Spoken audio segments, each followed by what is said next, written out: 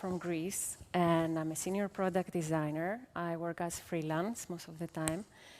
And I want to talk about something that started as a complaint from my work, and specifically, as a product designer, how far I felt from the branding, the brand experience, which is actually in most of the companies I worked for, kind of encapsulated inside marketing. And that was a beginning, a complaint, and then somehow it turned into something that was inspiring for me, and I hope I inspire you too. And so I'm gonna start with introducing my motivation, the problem. I will drop some definitions. As I'm new in studying branding and marketing, with a lot of experience in UX design. I want to make sure we're on the same page. Then I'm going to present like a very, very beautiful holistic brand case, which is not Apple. I will tell you later. And then it's like a section which is open for discussion about how we can become co-creators of brand experience. And a bit about my motivation.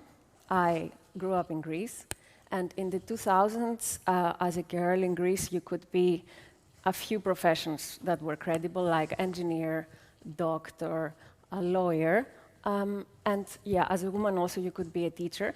I chose engineering, but actually it was like, a logical choice. I was very much in love with art history, and I saw some, aesthetics in math, so I followed this path. And when I started working in machine learning and started debugging, I thought, not for me. With the first opportunity, 2009, big crisis in Greece, I moved to the Netherlands. And then I pursued user system interaction and a postmaster level.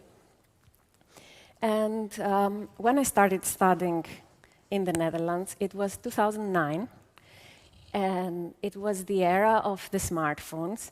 And in the university, we had lectures from people who had worked in Xerox and Philips, and their names were like human factor engineers and usability engineers. Like, especially before 2010, usability was much more used word than user experience. So when I went out in the industry, there was this expectation that we solved the technical problems, and now we're going to create experiences, and we're going to discuss experiences. And as I was a visual person, I was looking to create visual spaces. And then you land in reality and in different companies, and you find yourself in a product team, which is like a little. And you understand that you are actually managing a very, very small part of what is called the brand experience. I didn't put, the UX dot there. There is where I come from, Greece, and I know a lot of our problems, like, budget problems and conflicts. So I feel like, our role as product designers in the product team is quite similar. Like, we have to negotiate a lot with developers, and we follow deadlines, and we are really, I feel like we all have felt this weight of all the compromises we have to make. And while we are, defining this small part of the total of, the brand experience, all the experiences the audience has with the company we work for, some colleagues over there, they're out fishing for customers, and I don't mean fishing in a bad way. They're out there in the wide, and the CEO might be giving an interview to the press that might affect the perception of people for the brand. And some other people in the call center might talk with dissatisfied customers. And somehow I feel like we are not always. And again, I don't know about your experience, I'm talking about mine. We are not always aware of everything, every parameter that defines, the experience that the audience has with our products and our brand. And in this uncharted world, there is some parts that we know, And these parts that are known to us, and at least they were interesting for me, was like how the corporate visual space is built. Usually my place is in the product team, working with legacy UIs, half-baked design systems, trying to create new UIs and visions for how the compromised UI I'm making now has to look in 2 years from now. And then there is a marketing team that provides me inputs like illustrations and stock photography whenever I need it. And there is the CI guideline that represents the branding. It's actually the relic of the branding process that happened 5-10 years ago. And there are agencies involved, freelancers involved, illustrators involved. And all this is forming like, the corporate visual space that, I'm mostly invested in. And my experience, very briefly, I've worked from all sizes of companies, from 20 employees to 5,000 employees. And, when you work in a startup, you don't expect much. You understand that first people have to solve the technical problems. So it's okay if the logo is from Fiverr and the website is made by an external marketing agency. And you are really focused on pushing and prioritizing, totally understandable. Medium company, there I worked specifically for a company in the health sector, which was operating all over DACH. And there I had to do, with a half-baked design system and legacy UI. But there was also pitch decks that were presented to B2B customers and digital ads that were made and custom illustrations that were provided by an external illustration 3 years ago and stock images. And when you are asking as a designer input from the marketing team, there's no discussion. They just send you, this is our guidelines, this is our images that we're using. And in a big company, the biggest that I worked was 5,000 people. I have seen all the problems that I saw in medium companies. Plus, one interesting anecdote. I was working in this company for a long time, 1.5 years, as a freelance, but lead in Austria, from the Austrian side. And they wanted from the design lead team in Italy to change the illustrations that they were using. They had some photography and they wanted to use illustrations. So the team decided that these are 2 different illustration styles we like, and these are 2 different colors. And we're gonna try 4 combinations on a user testing platform. And then we had the meeting and they presented to us, here are the illustrations you're gonna use. Problem was that the illustrations were coming in a warm color, the logo was in a cold color, and somehow the opinion of 200 random people on the internet mattered more than gathering everyone working in design and asking them, what do you think?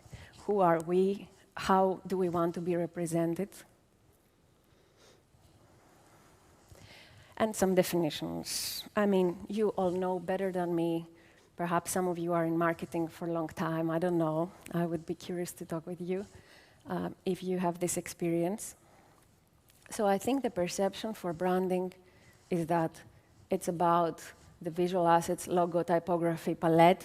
It's represented by this PDF that if you're a designer, you have somewhere in your drive. And then there's the package design if the product is physical.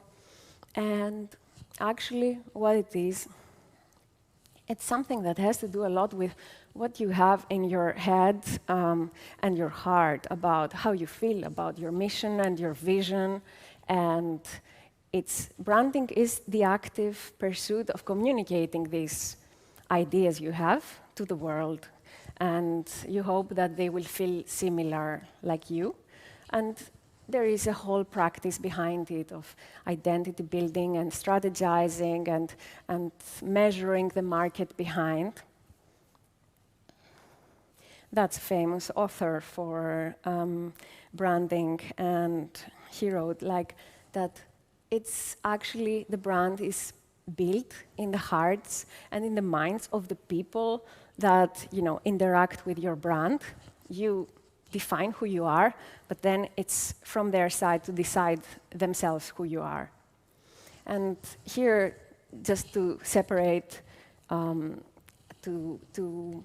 create two sub-definitions of branding, I see like branding as a definition: who am I? How do I want to present myself and my services and my products to the world? And brand experience is like evaluating and reflecting on what I'm trying to communicate. Is it perceived the same way or not?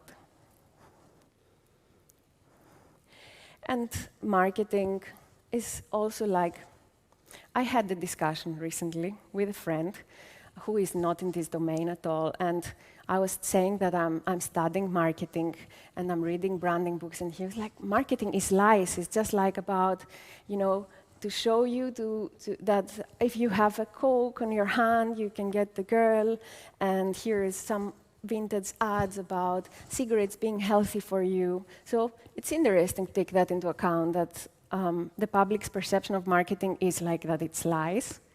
But objectively, is the products we make, how do we sell them? Through a lot of quantifiable promotion activities and a lot of research. And here is a map that I made to just define a little bit how everything fits together. So we have the audience, the orange people up there, and we have the touch points, which are like the tangible artifacts, or not tangible, can be digital also, artifacts of the branding, like everything we have created that represents us and that we sell.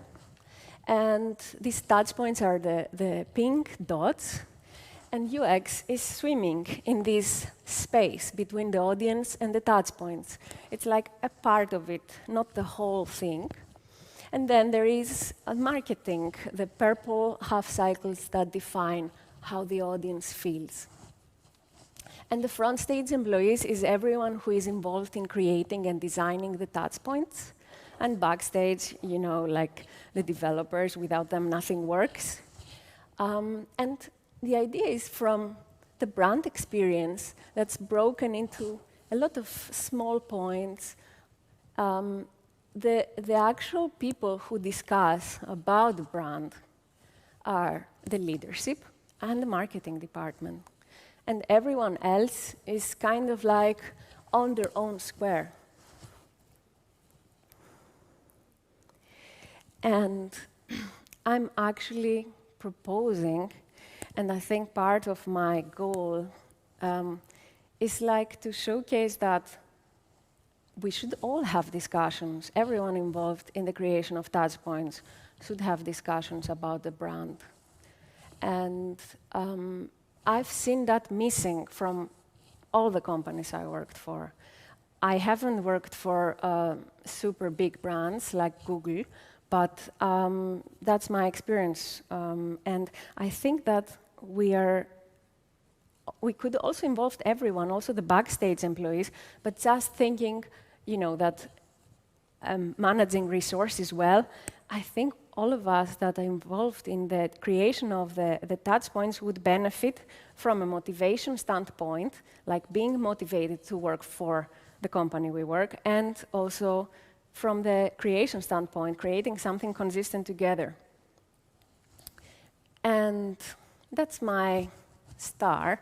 I started looking for good brand experiences and good brand mindsets within a company, and I came across this Italian, very influential and iconic brand, Olivetti. I don't know if you know it. It was making super cool typewriters from the 1910 to the 1980s. And what's interesting is not just the products, but all the thinking and the mindset behind the products.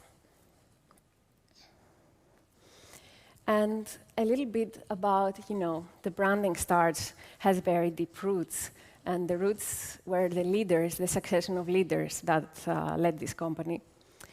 Camillo Olivetti was the one who founded it in Ivrea in 1896 or so. He was an electrical engineer. He was studying and teaching in Stanford. Then he went to London. He picked some socialist ideas, and then he went back to Italy and started the company. That started from a company with instruments for electrical measurements, and very soon, in 10 years, became a company for typewriters. Then there was Adriano Olivetti, who took some of the socialist ideas of his dad and also learned a lot about organization of labor from Henry Ford. And he was basically he became the most transformative, innovative leader of this company and made it from an Italian company to an international star. And after his sudden death, which is very interesting, like CIA and IBM is involved, but I'm not going to focus there, Roberto Olivetti took over, which was his son, and then he made some computer, but then already the company was sold to General Electric. But it was a very innovative company, and it was coming before the predecessor of Apple and IBM, and they made computers that were used even from NASA and a lot of machines for office work.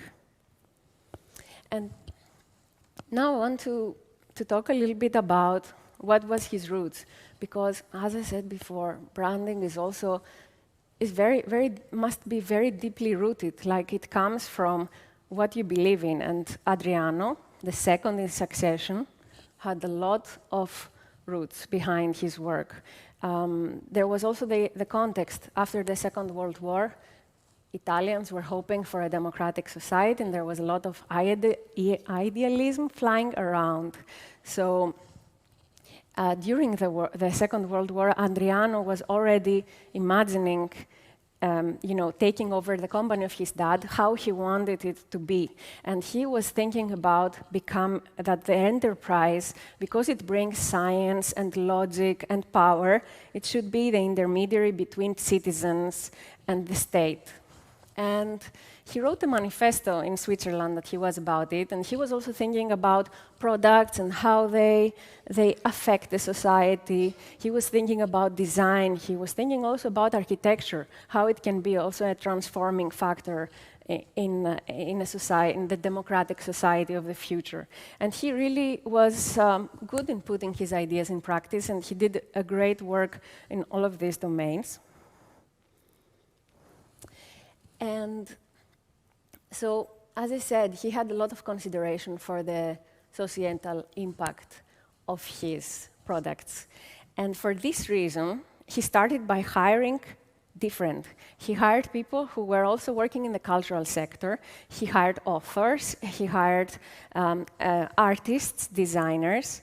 And there was already a differentiation there. And these people, the company was very design-centric. So when there was like the decision from a research department, that now it's a good time in the market to make this project or release a new typewriter, engineers and designers were working together, and they were creating prototypes together. And this is obvious now, still not fully implemented, but back then it was very innovative. And also these people who designed the typewriters, they were also the ones who were deciding together with the engineers and the designers and the leadership how they are going to promote it.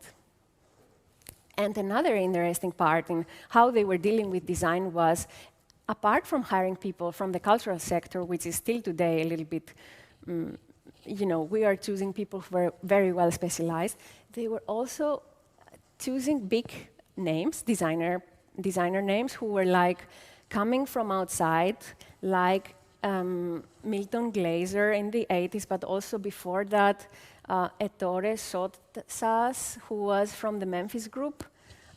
If you think about some very funny, colorful pop art libraries, not libraries, but bookcases from the 70s. And he was like, the idea was like hiring talents, bring them in to bring new perspectives in. So the ads of Olivetti were like sometimes we're following also the ideas of the designers. It was not about sticking to a pre-imposed identity. It was not about using the same colors everywhere. Here, like Milton Glaser, he had the psychedelic style. He was like, of course, he needed to have a, to be approved. His designs must be approved, but he had a free pass to go and apply his style. And despite the fact that there was not a consistent visual style that we are, adamant nowadays in branding, as I said before, we have these CI guidelines, still they created an iconic brand because the brand was one of discussion, of setting questions, not necessarily bringing the answers. That's who we are, that's our place, that's how we present ourselves. So it was fine for them to hire designers and let them work with outside. Like, as I said, they had this Milton Glaser, who was a famous graphic designer from the US. They had this guy, Ettore Sotsas, who was the founder of the Memphis group, which was doing pop art, something different. And this Sotsas designed this red typewriter, the Valentine typewriter, and it came out during the sexual revolution of the 70s, and the poster is like living away the mid-century style of the previous typewriter posters, and viewing the typewriter more as an aesthetic object, not just as a functional object. And this was actually an interesting typewriter because also it was lightweight and portable, and it was moving towards the direction that we know today of aesthetics and functionality and lightweight, like Apple. And the other side of product design was also, as I said before, Adriano was also an urban planner. He was thinking about his employees a lot. He had a lot of ideas of how he wanted people to work with him. And he made factories out of glass. And the factories were flexible, and they could grow and expand or shrink based on demand. And there were a lot of he made a lot of process changes in the assembly line. He was actually doing a lot of innovation in the processes and also offering a lot of initiatives for the workers, like art courses and education programs and 9-month pregnancy leaves. He created a whole city in Italy next to Turin, which is called Ivrea, which is now a UNESCO monument, that grew from a village to a 14,000 people city that had very beautiful houses with gardens and stuff. And he was very invested in that. He was building the company culture from every single viewpoint and every angle, every possible angle, from how people felt when they worked in the factory to up to how they were educated, up to how designers worked with engineers. And also, I think that even though this, I studied this, and since time has passed, and since I studied from a lot of Italian sources, maybe there is still some idealism, and I don't necessarily think that it can fully be applied in today. I still think we can do more about involving everyone in the creation of the brand. And I feel that strongly as a UX designer. And here are some ideas I have about how to do that. And I'm open to discuss with you what you think should be done for it.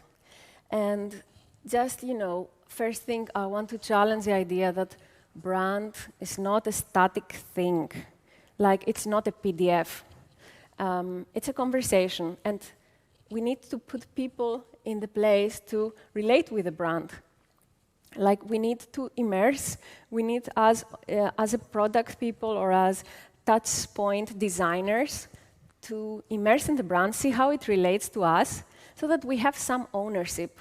Ownership always, means also that we bring our perspectives in, some of our perspectives within reason, but it also means that it's a living thing. It's not a dead PDF. Second, I think, and I don't know, I'm still wondering, maybe it's just the companies I worked for, but I'm missing internal branding workshops, like to understand how the About Us page translates in visuals, in interfaces, in the ways that we do things. I want to see onboarding workshops for people who join a company, like especially for companies that are of a certain size that can afford this. I want to invite you to invite your colleagues in the companies to just, host an internal brand workshop to understand what you work for, what's the why behind, everything you do, and how it's, practically manifesting in every domain. And specifically for UX designers, I know that most of us, or at least, from my work experience, there is a lot of, daily grind. We're fighting with deadlines, and we're fighting with a lot of difficult problems that we have to solve, and everything is not, there is not much time about fluffy experience talk.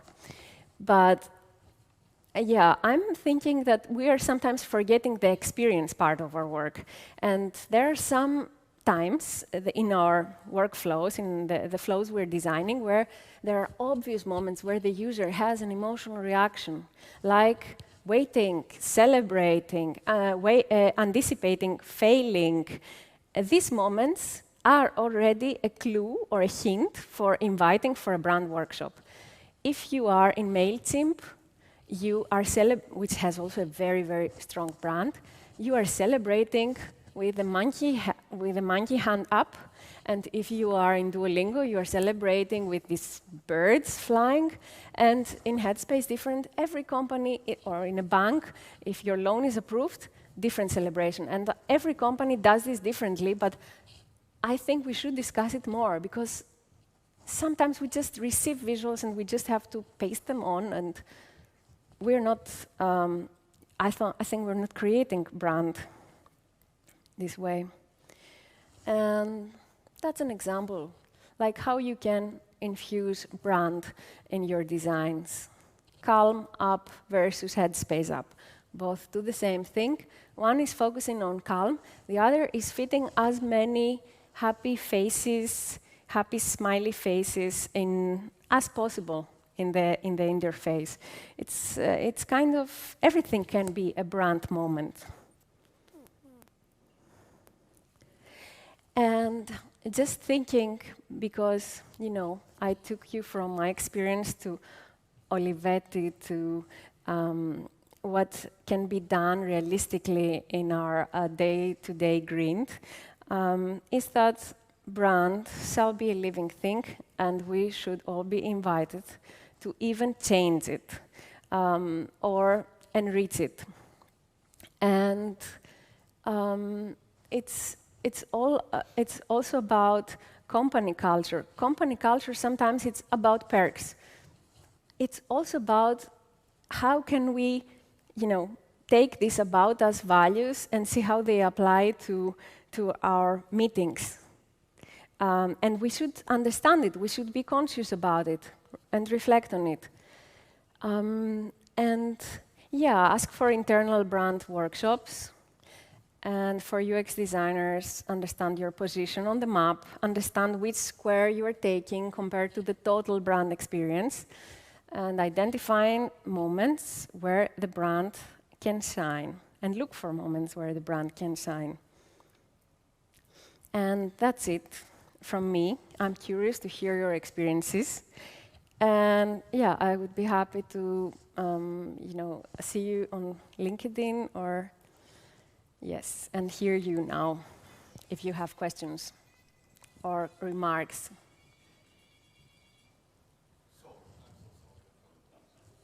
Sorry? Oh, no problem.